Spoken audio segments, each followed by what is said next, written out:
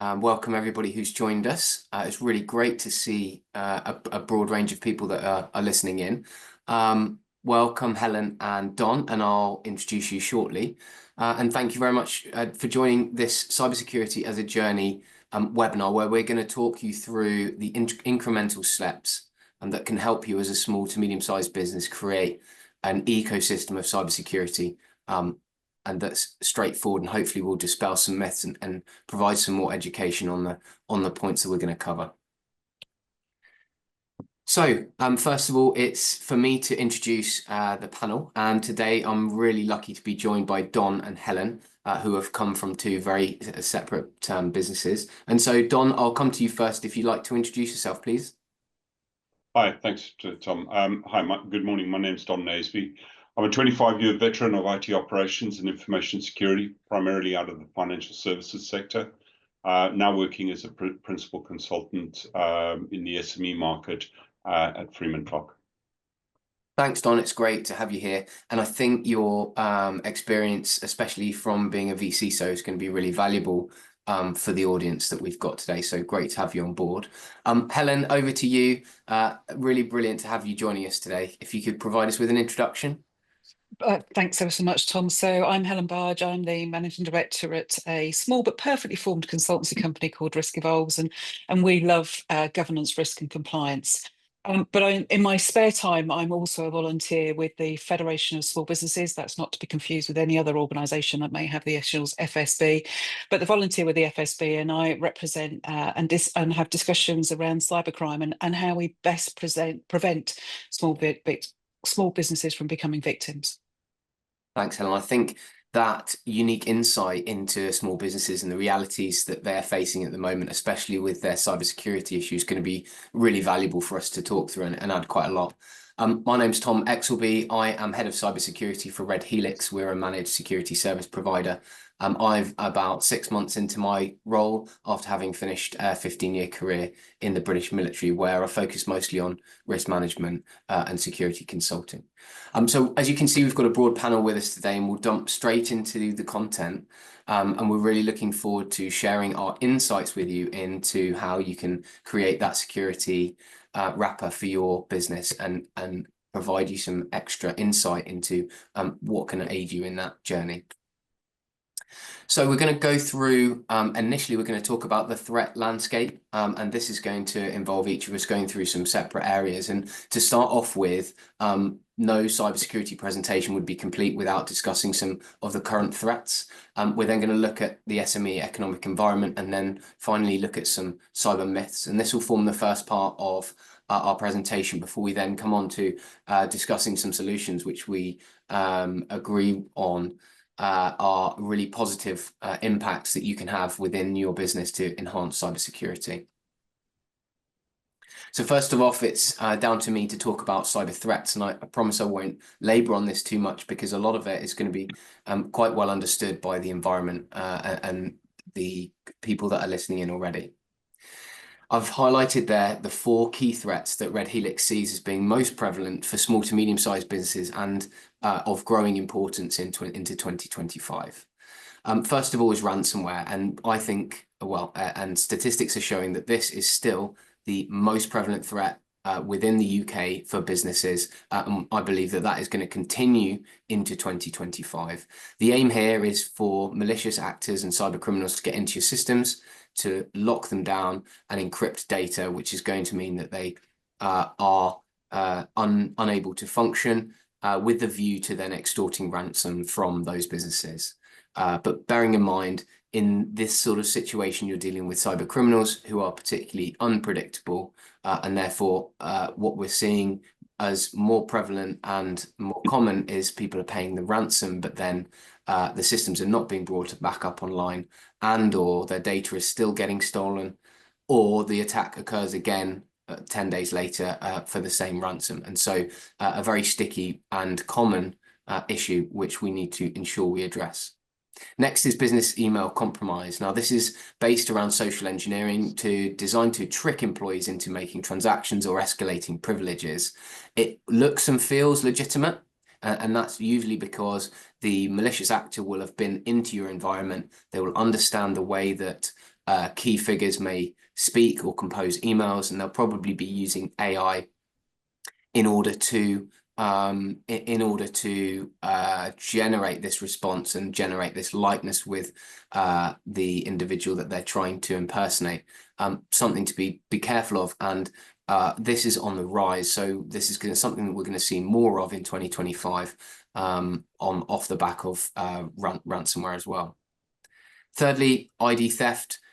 This uses stolen personal identifiable information or credentials to access systems, and what intelligent feeds are showing is that there are up to 4 billion credentials on the dark web, which is a scary amount, given how many passwords, well, how many people are using information systems. It probably means that if you've got a password, it's probably on the dark web for sale somewhere. The aim is to access data or make transactions, again, similar to business email compromise. It's difficult to detect due to the fact that it's legitimate access because they're using stolen credentials, and therefore having the correct security solution to look for the identifiers for this as happening is really important. And then finally, malware, a well-known phrase, malicious software to harm or control computers or networks. Humans are likely to download it. It's then likely to steal, spy, or control your systems. And I think what stands out for me is all four of those attack the largest, they prey on the largest attack surface that business has, and that is the humans in the business, the employees and the people interacting with the systems. So something to be aware of there. Moving on to Helen to discuss SME and the economy. Thank you, Tom. So the purpose of this slide is really just to position where SMEs are as a contributor to the UK economy. Now, everybody can read, so I'm not going to read these slides verbatim, but there's probably a couple of key messages and key stats to pull out. One is just the sheer volume of small businesses that we have in the UK, 5.6 million small organisations, and we contribute, as it says there, a significant amount of money to the UK economy, £1.6 trillion worth of money into the economy. Now, why am I putting those numbers there? Very simply is if the SME market, if the SMEs are hit and impacted by cybercrime, then clearly there is an opportunity that could make a significant impact to the UK, have a significant impact to the UK economy. So that was all I was wanting to put out there, Tom. And unfortunately, small businesses are sometimes made to look as though they're either ignorant or maybe disorderly, or they may not see cybersecurity as a priority. And I'm going to be a little bit of a voice of defence as to why small businesses, and I'm a small business owner, may not see cybersecurity as a priority. Now, I will just say there are clearly some exceptions that will prove a rule. So there are some amazing small businesses out there that have got all the certifications, that have got Cyber Essentials, that have got ISO 27001. However, when we speak with small businesses, there are a few things that are common. So understanding, for example, the industry is absolutely brilliant at jargon. It's brilliant at generating three-letter acronyms, and it's also amazingly good at having an inability to speak in plain English. And therefore, when we're talking with small businesses, we must make sure we speak in a language that every business can understand. Fear. As an industry, the industry is really, really good at selling fear, and fear does not sell. It's actually quite a scary place at the moment when you're trying to run a small business. And therefore, it's important that we change that fear sell tactic into something that talks about really good cyber hygiene. What are the opportunities, for example?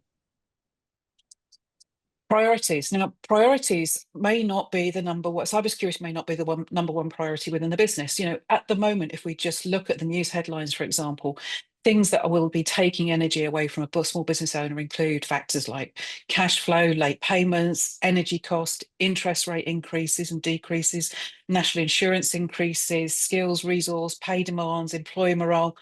All of that means that cybersecurity may not be, and the reason I've got crocodiles there, may not be the crocodile that's closest to the canoe. Skills. Understanding the level of skills required to support the business versus the capability and competency of the people within the business is a key thing. What was appropriate for a business at one point in its journey may no longer be appropriate. We may have people that are single points of failure, and clearly we've obviously got an overall general understanding of staff awareness of things like phishing emails or things like business email compromise. Cost is another huge factor. So it's not just the cost of hardware or software, but the cost of training, so cost of change. So whether or not that means training and education for staff, whether it means decommissioning one system and commissioning another system, there is potentially likely to be investment required. And we know from government surveys that the amount of money that SMEs are prepared to invest in information security has decreased since 2021.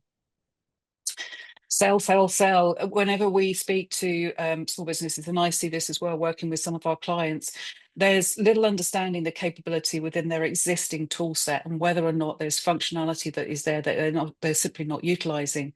But there is huge pressure on them to buy new, to buy and upgrade software, etc. So they're not investigating and exploiting what they must have versus nice to have tools. And one of the other things that we see is lack of access to great resources like Tom and like Don in terms of CTOs, CISOs, and other trusted resources. It won't happen to me. This is what I call the cloak of invincibility. And I know Don's going to come onto this as well. There's lies, damn lies and statistics, I think is the phrase, isn't it? You can have a number of small businesses in the room, and it's all very well and good saying that 2 out of 5 small businesses, or whatever the current stat is, have been affected by ransomware or business email compromise. If a small business stands in a room and can't see somebody else that's been impacted by cybercrime, then there is a natural inclination to say, this won't happen to me. This is only something that's going to happen to big organizations, isn't it? It's not my responsibility. So very, very sadly, a number of small organizations will think that this is not their responsibility. It's not for them to fix. And perhaps it's a topic for either police or government or larger organizations and institutions to resolve. And therefore, I believe that all of us on this call, and certainly all of the people speaking on this call, have got an obligation to try and dispel some of that, to try and encourage organizations just to take those very basic steps that we can all do to protect ourselves. And finally, one of my, and this is one of my hobby horse topics, it's around the IT, the service provider, the SME way, say, my IT provider does all of that for me. Now, what we do know within the UK is we have a very, very mixed provision of IT service.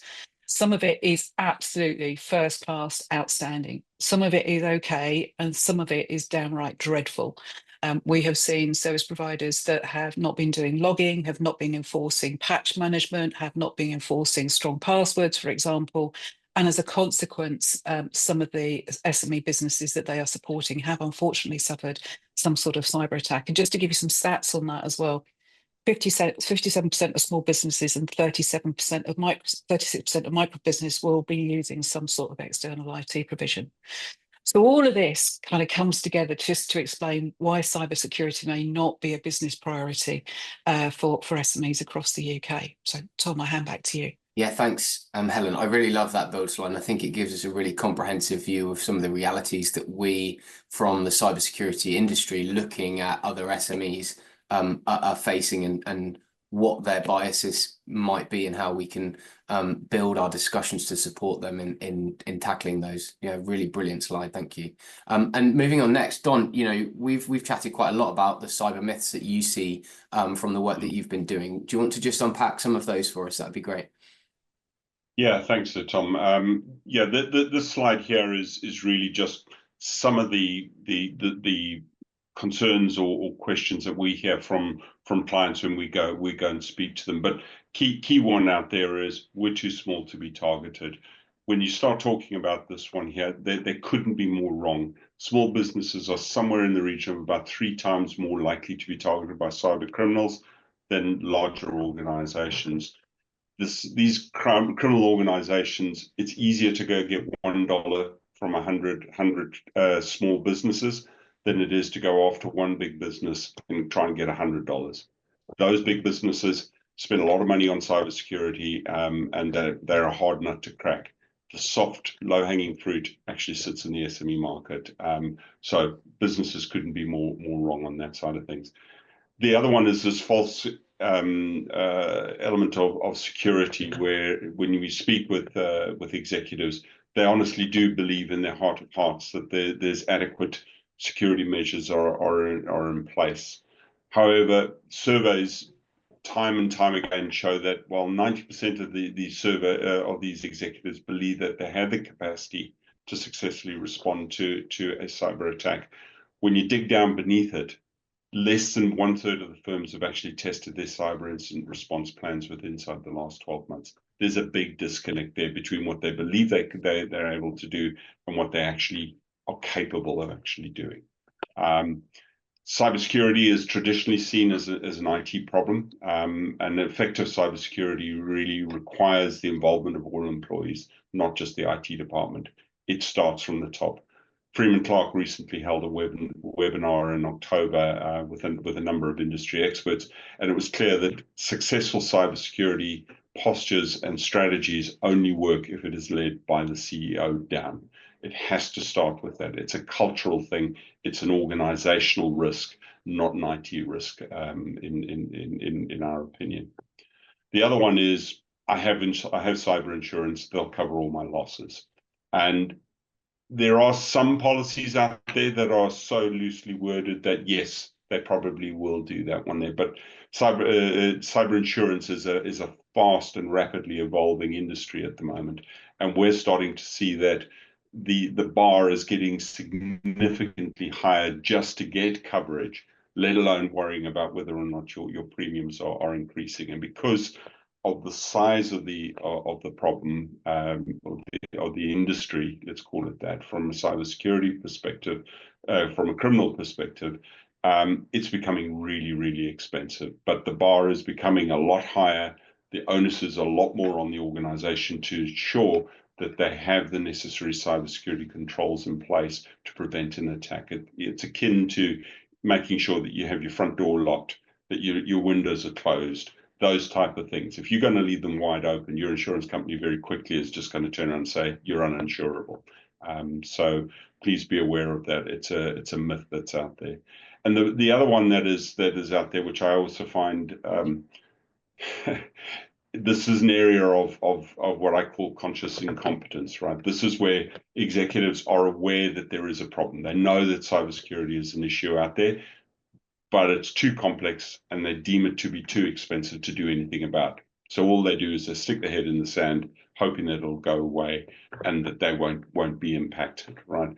There are, but however, effective cybersecurity measures, there are a number of them that you can do, which are just pure hygiene and common sense that are low cost or even free. Right, they just require a little bit of thinking and doing on behalf of the business, like putting together an incident response plan.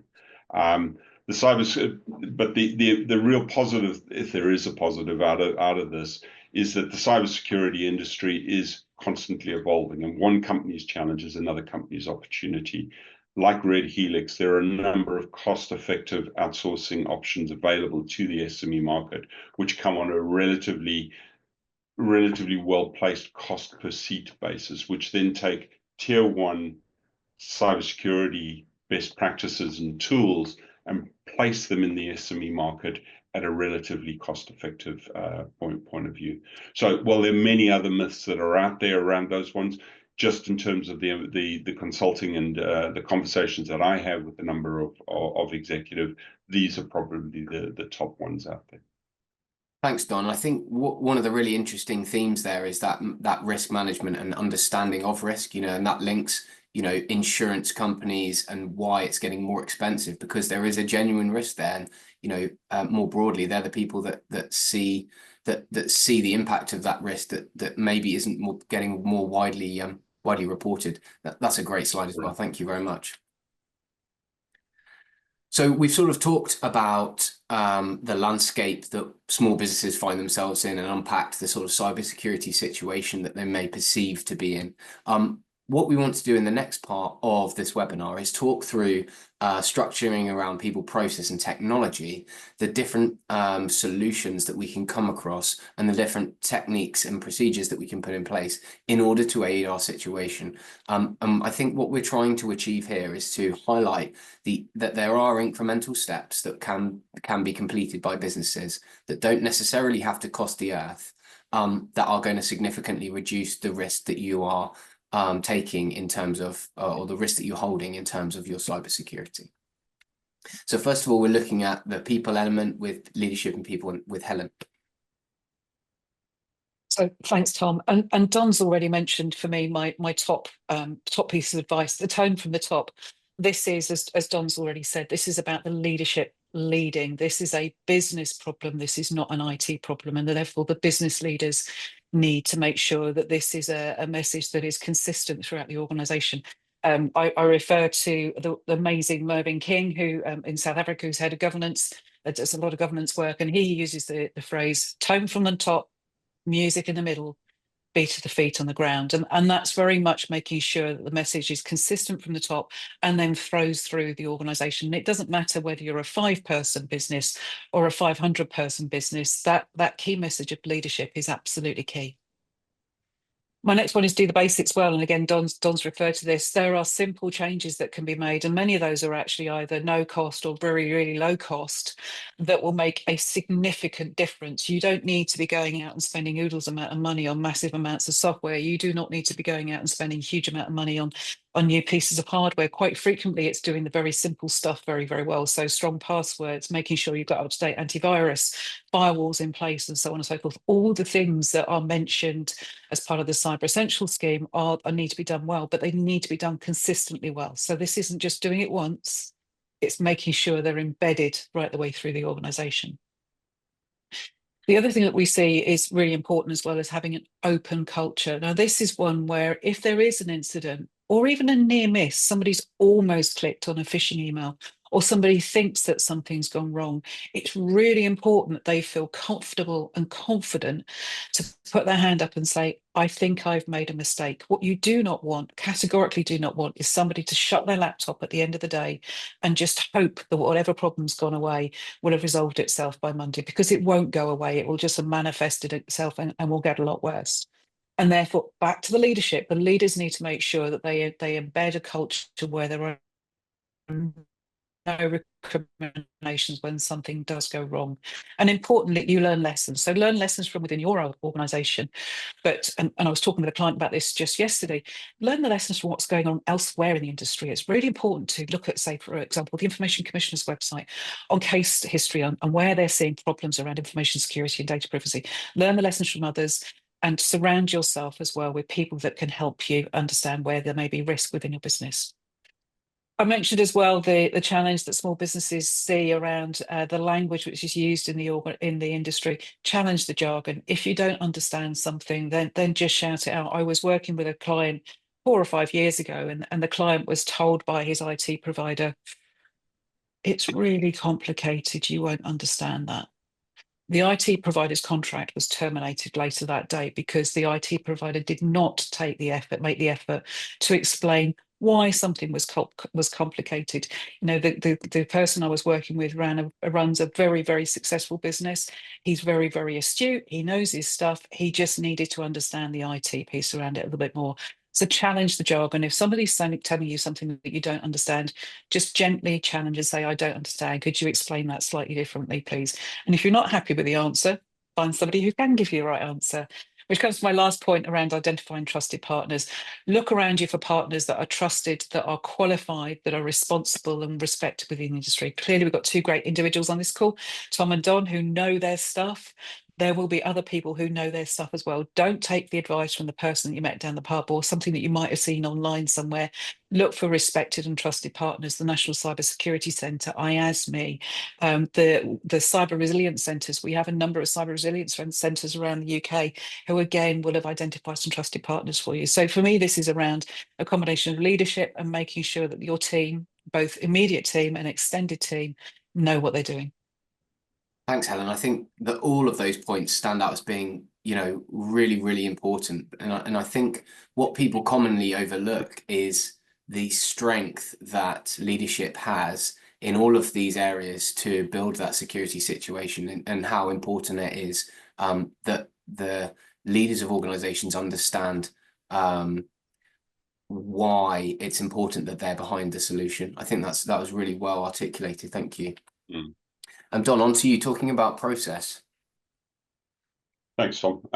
Yeah, process is probably one of the critical components of a robust cybersecurity strategy. It ensures that the security measures that are implemented consistently, comprehensively, and systematically. And some of the key elements that sit in behind that are it's critical to understand what assets are needing protection. By identifying and assessing your risks, it allows the organization to prioritize what needs immediate attention and what can wait. Once the risks have been identified, the organization can then implement mitigation measures to reduce or control these risks. And unfortunately, it's not a one and done exercise. It's really, really important to continually monitor the risks, to track and adjust strategies as and when necessary. This is an ongoing exercise. Yeah, the other one is compliance, right? In this highly complex and highly regulated environment in which we now live, it's critical to identify and comply with relevant laws and regulations, ensuring that the organization stays on the right side of legal requirements. Key to this is the development and enforcement of internal security policies to maintain a consistent security posture. But it is necessary to place regular auditing and reporting in place to verify that compliance and adjust your policies as necessary. So again, it's about, this is not a static picture. This is an evolving picture that one needs to continually reassess. The key one for me, though, is incident management. As my old man used to say to me, failure to plan is planning to fail. It's critical to sit down and develop an incident response plan. Who does what, when, and in what order? In other words, who's dealing with the regulators? Who's dealing with the press? Who's dealing with stakeholders, investors, staff? Who's dealing with the technical issue, the forensics, etc.? It's important to have a plan of that, because when you're up to your neck in crocodiles, sometimes it's very difficult to remember that you were in there to drain the swamp, right? But the most important part that I cannot emphasize enough is the value of a post-incident review. It's not a matter of if you're going to get hit, it's a matter of when you get hit. But when you do, it's important to document and understand what went well and what did not. And then based upon those lessons, update your policies and procedures and work on those things. Again, a continually evolving picture. Data protection.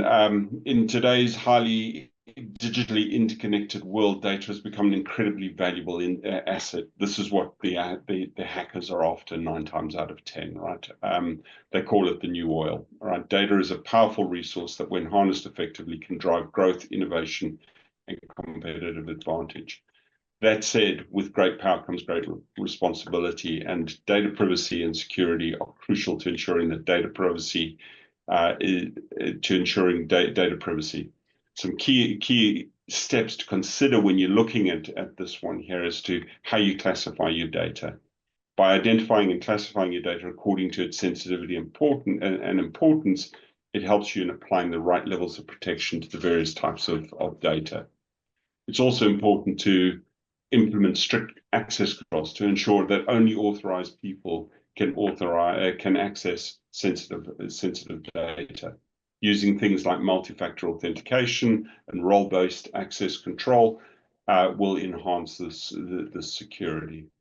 And it's important to ensure that your data is encrypted, so that even if it is compromised, people aren't able to understand what that data is. It's important to encrypt your data both at rest, when it is in the database, but also when it's on the wire, going between databases, between applications, that it is encrypted. It's important to have that one there. The key to this one here is to regularly back up your data, and more importantly, to test your data requirements to ensure the integrity and the availability in the case of an incident. And then finally, as a process, the key thing from this is probably the most important takeaway from this slide here, is staff security awareness training. Your staff are the front line in preventing cyber security attacks. That can either be your strongest defense or that can be your weakest link. The best way to do this is to continually test this, is to simulate phishing attacks, to test and improve your employees' abilities to recognize and to respond to threats. So going back to what Helen was saying about, if you see a mistake, raise your hand. Don't hope that it goes away, right? There is cost-effective software in the market today. Going back to my earlier point about this is an opportunity for companies. It allows you to conduct controlled phishing attacks, monitor the compliance, and where appropriate, reinforce security policies, training, and best practices. So those are the 5 key takeaways that I would suggest probably companies need to be considering when they're looking at their cybersecurity strategy. Yeah, thanks, Don. And I think the real importance of this process element in our people, process, and technology is the process element. It guides the people element, but then codifies why the technology element is important. So it actually acts as the glue between all 3 of the elements. And I think having that broad spectrum across the whole series of people, process, and technology is what's going to really strengthen that security solution that we're looking to create. So from my perspective, I'm coming from Red Helix, it falls to me to talk about technology. And as we've discussed all the way through this presentation, there's a whole load of jargon where the industry can be quite confusing in the way that it talks about itself, and especially the way that it articulates the technology element of cybersecurity. And so what I've tried to do here is put it into an analogy that will be able to really carefully and really clearly articulate where we can be of an assistance. So you can see on the slide, on the left-hand side, we have an example of physical security. Maybe think about an industrial unit or maybe a manufacturing unit. And then on the right-hand side, I've articulated that in cybersecurity terminologies. And the text on the far right is then the principles that underline both of the solutions that we're presenting, and those principles are extant across both. So on the left-hand side, we've got cameras. They act as our sensors. Also, you might have sensors on doors or windows that act as a deterrent, but they're sensing the environment and gathering data on the current situation. On their own, they are completely passive, but you'll also notice that we have the security guard. He's monitoring the feed from these sensors. He's continuously observing the environment and the data that he's being sent. And he's analyzing that situation to have that understand. And in my notes, I've underlined understand. And that's what brings the value add to him being there rather than just sensors being on the ground. These directly link to the cameras being the network detection and response, looking at your network, and the endpoint detection and response, looking into the mechanics and workings of your endpoints. And they're all being watched and understood by your security operating center, which is filled with people like your security guard there, who is understanding the feeds that he's getting. There's also the security card is also going to be concerned with some local intelligence. So I've represented this with a little newspaper, and he's going to be looking at crime reporting, local police reports. He's probably got a contact with the local police that he's talking to on a regular basis about local trends and local criminals and how they are behaving. And he's using that to feed back into the security situation to make sure that he's constantly evolving and that he's constantly got a updated security profile. He's understanding why they're likely to be targeted, what elements in their ecosystem are the criminals most likely to be after, whether it be scrap metal, whether it be pallets left in the yard, etc., etc. And he's using that to then understand what to point his cameras at or where he should do his patrol and those things. That's a really active part of security. And we link that on the cybersecurity side to the box, the circle where you see threat intelligence. There's also the magnifying glass, and that represents investigations. And so the security guard is going to be able to look at the data. He's going to be able to patrol his environment with the understanding that he has from his intelligence. And he's going to look for clues which may show that criminals have been conducting reconnaissance or maybe there's been attempted entry into the environment. This links directly with the SEAM on the right-hand side, which is Security Information and Event Management. And that's a tool used in the Security Operating Center to monitor the environment and understand whether there's some indications that some malicious actors have been present. And as I mentioned before, the key characteristics of both these solutions are extant. They're continuously monitoring, they're providing full coverage, it's active because there's a constant understanding of what's going on. It's intelligence-led, which means it's kept up to date and very conscious of most relevant threats and how the criminals are behaving. And finally, it's ready to respond. That's probably one of the most important elements of this, is once something is detected, you have to be ready to respond. And that's where your Security Operating Center comes into play. So I've brief canter through the technology solution that we would like to, put on the end of people and process. And I think a lot of people focus very closely on technology and they focus less on people and process. But I think what we are all agreed on is the importance of all three elements, especially when you're a small to medium-sized business and looking at how you can create the best security solution for your budget. So we've talked about the current environment at the beginning. We've talked about how we see potential solutions being constructed through people, process, and technology.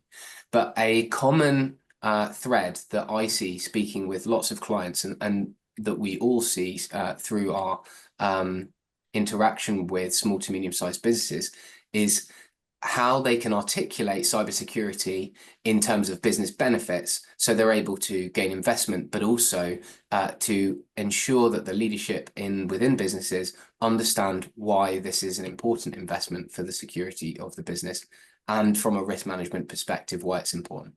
So we've come up with these 5 bullet points, which Helen's going to brief back to you.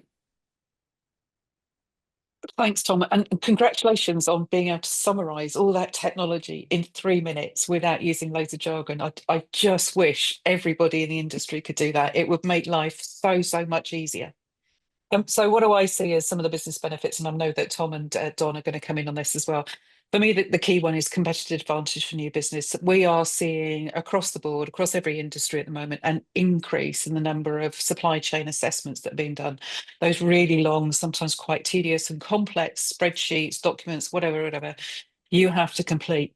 If you can complete those questionnaires easily, confidently, in the safe knowledge that what you have got is a really robust cybersecurity posture, then you are going to win more business. And just being able to answer them, as I say, in a confident way will open doors. And then I think the second point, the flip of that same coin, is that by having that posture there, you're able to protect your existing business. I love Don's analogy in speaking about cyber insurance. For me, this is not about and again, bringing in Tom's analogy of the factory and the warehouses, there is no point standing in the ruins of your smouldering business going, I've got insurance policies, because it's gone. You want to make sure that you protect what you've got today in order that you can build and go forward for the future. So for me, and prevention is so much better than cure. So protecting that existing business, just making sure that you're going to be here tomorrow and being less attractive to a cyber criminal is really important. In terms of the supply chain, as I've mentioned, we are seeing significant scrutiny at the moment on what is happening within the supply chain. We're seeing a lot of legislation coming through from Europe. We're likely to see similar changes in legislation within the UK around what we're expecting to see within supply chain. So making sure that you are not going to be the weakest link in that supply chain to your clients or to your customers is really important. And as I've said there as well, compliance with legislation is something that we all as business owners have to do. We may not like the legislation, but we have to comply with it. There's no point driving down the motorway at 80 miles an hour. We know we're likely to receive a speeding ticket. So if we can be responsible business owners and comply with that legislation, then clearly that's one headache that we can all avoid. And finally, and as a small business owner, and I'm going to ask Tom and Don to comment on these as well, avoiding unexpected costs, there is without a doubt going to be significantly more focus on what the cybersecurity posture is of SMEs across the UK and beyond. And I've always felt as a business owner that it's much easier to do something when you want to do it, when you're in control of the investment that you might need to make, when you're in control of the changes that you may need to make within business. If you have a customer that comes to you and says you must do X, Y, Z, then suddenly you are not in control. And therefore that lack of control, or that lack of being able to plan your own destiny, comes with some unexpected cost. And similarly, if we are unfortunate enough to have some sort of cyber attack, then that is likely to come with cost as well. The cost of rectification, the cost of communication, the top cost of any future improvements, etc. That is all going to bring cost. And again, none of us likes unexpected cost, especially in the current economic climate. So Tom, Don, I'm going to hand back to you. Don, do you want to go first? Have you got any comments on those bullet points? Yeah, I think the unexpected cost one. I think I did a talk the other day in which we were talking about. Yeah, the big headline number is always the ransomware number. You know, go pay the ransom. But there are the below the margin, below the headline costs, is things of reputation. Yeah, it's going to make it so much harder for you to get new business if you've been attacked. It's going to be hard for you to retain your clients. And it's really, really important. And I like where Helen was going with that one there, of being in control of this. If you're in control of the story, you don't have to do everything on day one. You know, this is a journey, right, that you do go on. And you can start that journey, and you can start with some very low cost initiatives that put you streets ahead of where your competitors are, that do give you a competitive advantage. And the supply chain risk is real out there. Where, you know, I'm working with a big company, manufacturing company, or a supplier to the manufacturing industry. They are now starting to see that motor manufacturer actually starting to impose, unless you reach these levels of cybersecurity and you can prove it to us, we don't want to do business with you. And suddenly the story starts moving away from you very, very quickly, and you're on the back foot rather than on the front foot. So I like the idea of getting on the front foot and being in control of the story. Yeah, and I echo those comments as well, Don. I think for me, what stands out, I really like to put it into the whole thing into a really positive light and think about the competitive advantage. Yes. It's going to become more prevalent in 2025 that businesses are going to start looking at who they are working with more closely. Given the interconnectedness of all our systems, you genuinely, if you can prove in discussions with prospecting businesses that you take cybersecurity seriously, you're going to have a competitive advantage over clients who aren't, other competitors who aren't able to articulate in the same way. So it will give you a competitive advantage. And as you mentioned, it's incremental steps to show that you've got a conscious cybersecurity mindset throughout the business. I really like that slide, and I hope that is going to help our audience in articulating those business benefits. You know, what are the positives from doing this? I think it's really important to understand that. Unitive, yeah. So this brings us to our last slide, and we didn't want to just end on 3 pictures, so we moved the pictures to the side and we gave you 5 bullet points, and these are our key takeaways from this discussion. We probably could have come up with 20 key takeaways, but we narrowed it down to these 5, and so we're going to talk them through before we finish. So if you've not taken anything from our discussion thus far, make sure you scribble these down, because this is what we really wanted you to pick out as being important and what we agree. So, Don, I think you were starting with number 1.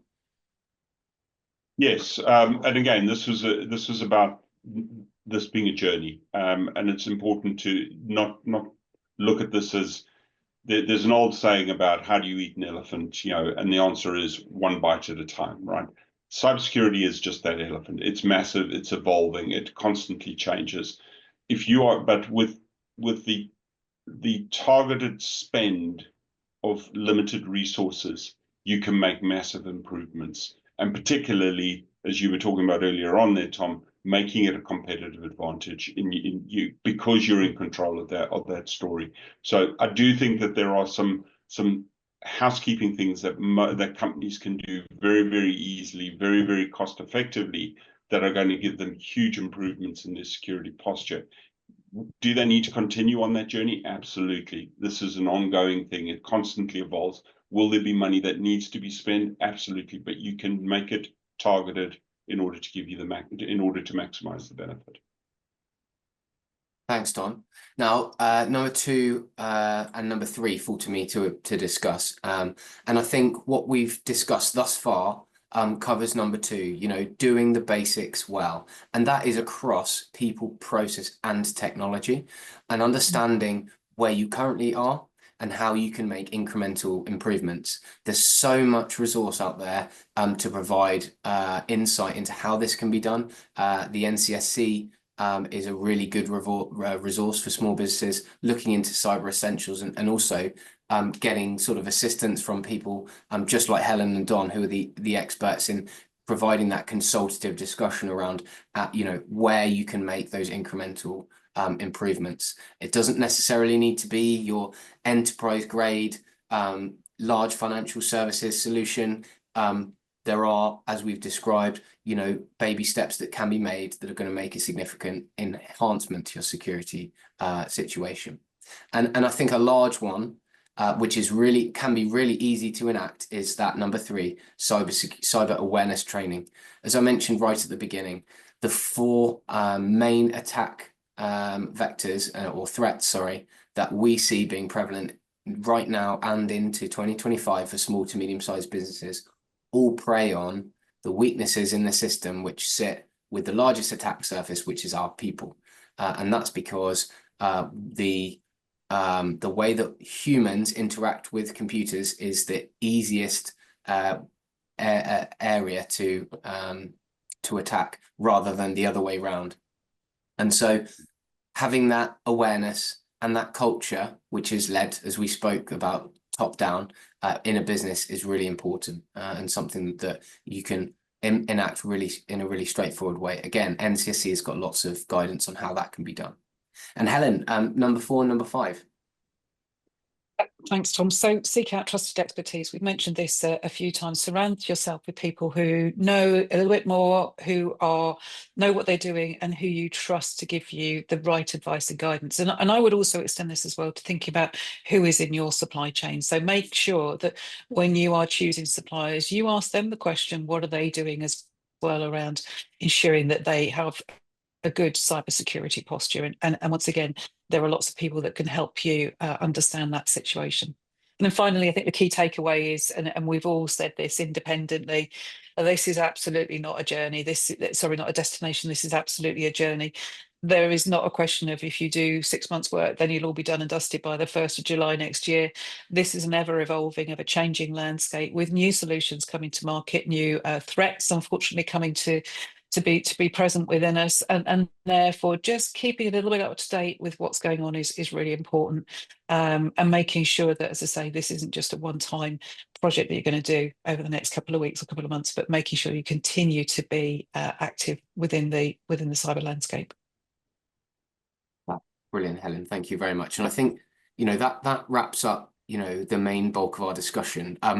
We've got some questions which I'm just going to go for it. So first question, how much will it cost to put cybersecurity into my business? I am a £20 million revenue business. So I'll answer that one coming from a sort of technical perspective, but then we could probably have a more broader discussion. I think what's really important there is the size of your workforce, but also the complexity of the systems that you've got. And I think, you know, that's definitely, it can be quite complicated to understand with only just that one element, but it's certainly not insurmountable in terms of the size of your business and what you may need. Don, have you got any comments on that? Again, I think you're right. This is how long's a piece of string, right? It needs a lot more than just one data point. But you know, thumbsuck. You know, when you're looking at the financial services environment, you know, they're looking at 10% plus of their revenue is focused towards cybersecurity initiatives. You know, the more manufacturing, more, you know, slightly smaller organizations, that then falls away down to 3 or 4%, right? But I have seen the whole gamut come through.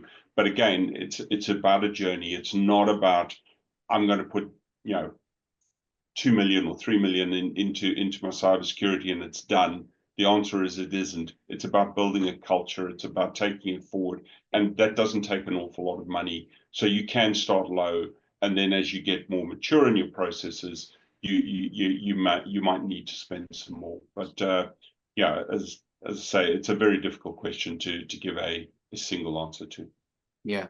And I think we'll probably find out with the second question that we've got here, which is what is the biggest breach payout and or reputational damage example?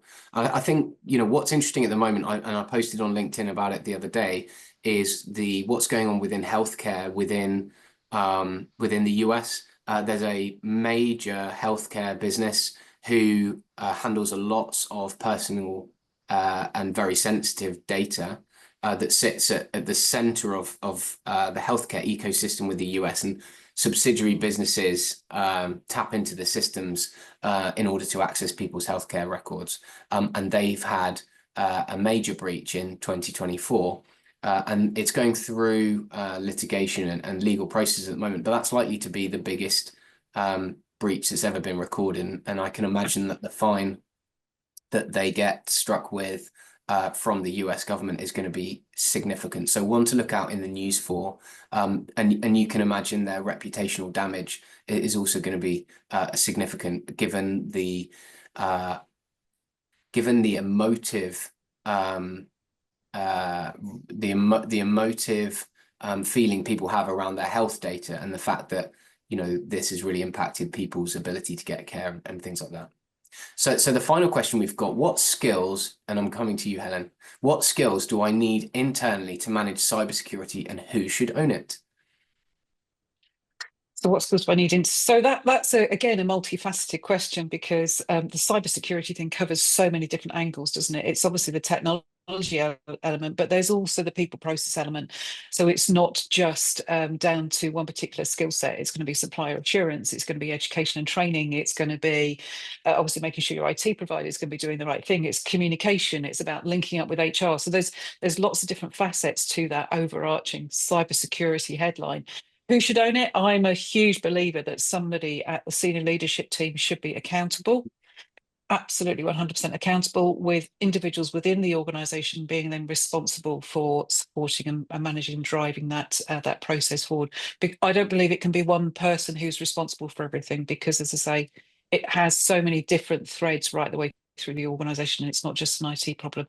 What do I think you need? If I was looking for one person to be accountable, I think they need to be open-minded.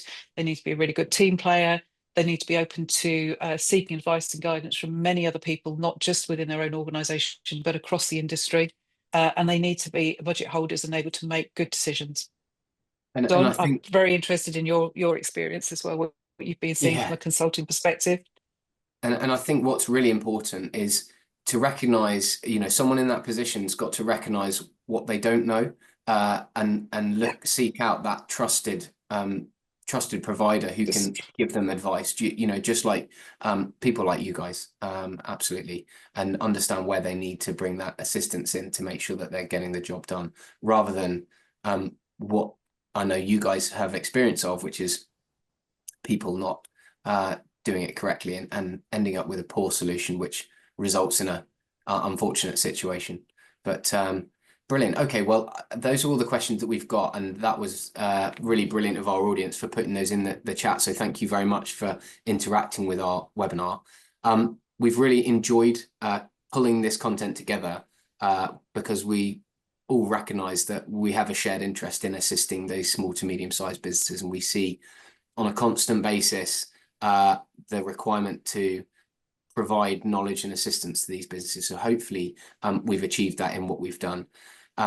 If we have triggered or anything in your mind that has made you want, you know, ask questions, make sure you get in touch. Our contact details are on the slide, and you can find all of us on LinkedIn. So it falls to me to say, Helen and Don, thank you very much for joining me. It's been a real pleasure to spend time with you, putting this together, but also broadcasting. And I look forward to working with you soon and hearing from our audience if they want to get in touch. So thank you very much for everybody, and I'll close there. Thank you. Thank you. Take care.